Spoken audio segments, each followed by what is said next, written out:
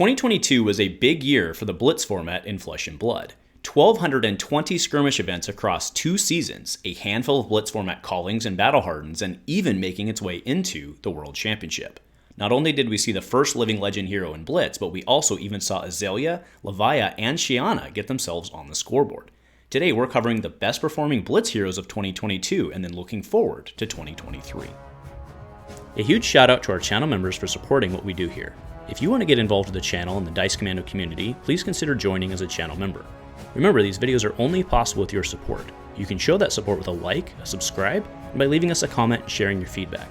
Community first, and go Commando. Hello there, Flesh and Blood folks, and welcome back to Dice Commando and Go Again, a fabulous cast. I'm Andrew with you here as always, and as we close in on the end of 2022, we're looking back at the game from this year. As the most played format of Flesh and Blood, Blitz is played in all settings. And while yes, competitive play isn't the only part of Flesh and Blood, especially when it comes to Blitz, it does certainly drive the discussions and has impacts even at the kitchen table. Today's top 5 heroes from Blitz combined to bring home 66% of the year's available Living Legend points, while the top 10 heroes combined to bring home 88%. This highlights how open the Blitz format can be depending on the meta, the event, or the day of the week. Today we're looking at the top performing heroes in the Blitz format from this last year. Then we'll chat a bit about what we may be expecting in early 2023. Viserai, the OG Runeblade, was the biggest Blitz winner of 2022. He earned 506 points during the year, which not only grabbed him the top slot, but sealed his Living Legend status. Viserai is the first and currently only hero to do so. Despite being a long-time hero, Viserai only had 3 Living Legend points to his name at the end of 2021, which means his run to Living Legend status was done entirely in 2022 and in only a portion of the year at that. This strong run was driven almost entirely by the release of Everfest. Cards like Swarming Gloomveil and Revelant Runeblood paired quite well with much of Viserai's traditional rune chant package. Start with a Mordred Tide to basically double dip on your rune chants and you're off to the races. Oh, and that's right, Rosetta Thorn on the back end. Despite triggering several BNS additions, no one was able to stop Viserai's run to the top. Very few heroes could compete with Viserai's raw damage output, which gave him a very strong run to his retirement. Taking the second spot in 2022 was none other than Cranky Grandpa himself, Oldhim. Bringing home 374 points this year through pummels, discards, and blocking, Oldhim was a staple in the format. His strength in the format as a defensive hero triggered the suspension of Crown of Seeds, forcing him to move a little more offensively. But in many cases, players were able to respond and move to discard-focused builds, in many cases counting on Frostfangs and pummels to force blocks, push damage, and take away cards. In third place for 2022 is Iyslander, the Ice Queen of Denial. She earned 346 points during the year, riding the frozen tears of her opponents to victory. In a format that is largely combo-focused where players have to move fast and lean, Icelander's disruption is very impactful.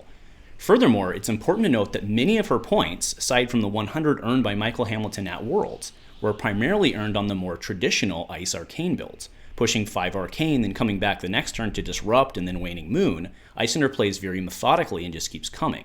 As the Boltyn builds work their way into the format, especially following the suspension of Aether Icefang, Iyslander still promises to be a huge threat in the format. In fourth place this year is Kassai, the cost-efficient double-swinging warrior who brought home 234 points over the course of the year. Always a more cost-efficient warrior than Dorinthea, Kassai had always historically been able to run with a higher red-yellow pitch ratio than her warrior counterparts. But with Everfest, everything changed for the outcast warrior. The release of cards like Blade Runner, Slice and Dice, and In the Swing facilitated basically everything Kassai wanted to do. To cap it all off, while Kassai used to use her copper generation for cash-in plays, netting a card, she now had access to blood in her hands, an absolutely insane spec that with 6 copper and just a single blue pitch can throw a baseline 12 damage across 4 attacks. Opponents are thus often forced to block Kassai early, preventing her copper buildup, all the while letting her chip away with her brutal cost efficiency. Kassai also just happens to be this guy's favorite hero in Blitz. In fifth place with a total of 180 points through the year is the wizard Kano. Currently sitting about halfway to LL status, Kano was often able to completely pop off in Blitz, leaving his opponents sitting there mouths agape. Setting up disgusting turns with Aether Wildfire and pitching to Kano for a top card with bonus could often take out an opponent in a single blow. Pushing 20 plus damage on a single turn was a frequent occurrence, as long as he could survive to get there. With this fall's BNS announcement, the suspension of Stormstriders did serious damage to Kano headed into the Worlds event. A somewhat interesting call that may have just been to prevent blowout games on stream at Worlds. We'll never know the real impact that this carried to Kano in terms of points. Whether any decisions to run Kano over Icelander or other heroes at Worlds would have been different if either Wildfire, which is now banned, had been done in the fall versus Striders, we'll never fully know. But despite losing Wildfire, with his boots back now, Kano remains very strong and capable in the Blitz format. We all know that Blitz is a comparatively open and chaotic format, and thus I think it's only appropriate to give a quick mention to a few of the other heroes from last year. Dash logged 160 points going boosty boost. Rhinar intimidated his way to 112. Dorinthea went over the top for 108, and Chane logged 98 points. Collectively, this little Tier 2 group, who could show up and win on any given day, brought home just over a fifth of the total points from 2022. An interesting observation during 22 was the relative absence of Aria. Aria was a standout Blitz winner from 2021, logging 262 points during that year. However, in 2022, she only earned 48 points, putting her squarely in 13th place. And this goes to show how much the Blitz format has evolved into a volatile, combo-heavy, and OTK-type format. Aria remains one of the best value heroes in the entire game, but the value and consistency that earned her wins in the past are very clearly no longer suitable for such an explosive format. To a certain degree, Blitz always remains a wide-open format. A good number of heroes could win your armory on any given day. From an overall standpoint, though, looking towards 2023, there is little doubt that Icelander will continue to be a powerhouse in the format. As most of her wins in 2022 were earned on the more traditional Ice Arcane builds, it will be very interesting to see how the Boltyn builds work their way into the format. Certainly, with the most recent BNS that hit either Ice Vein and Blitz, we will expect to see her shift in that direction. Kassai's consistency and value will continue to make her a popular Blitz hero who can second swing her way against a lot of heroes. With a very negative matchup into Icelander and the expected popularity of the Ice Queen, it will be very interesting to see the levels of LL points that Kassai is able to earn. Chane remains very strong, with the ability to sit down with an effective 31 health with his full fridge. Now sure, that husk will kill you, but that's a significant advantage on his side, enabling time to set up the banish zone for effective free cards. Cranky Grandpa will almost certainly have impact in the format as well. With Winter's Wail, great defense, cycling, and the occasional Oops Oldhim, he can do work. With less than 50 points to go until his LL retirement, we'll see if he can make it this year. Rhinar's intimidation makes him a great hero to watch in Blitz as well. With the right draw, there's often nothing the opponent can do, and with his new toys picked up in Dynasty, Rhinar also looks to be a decent call.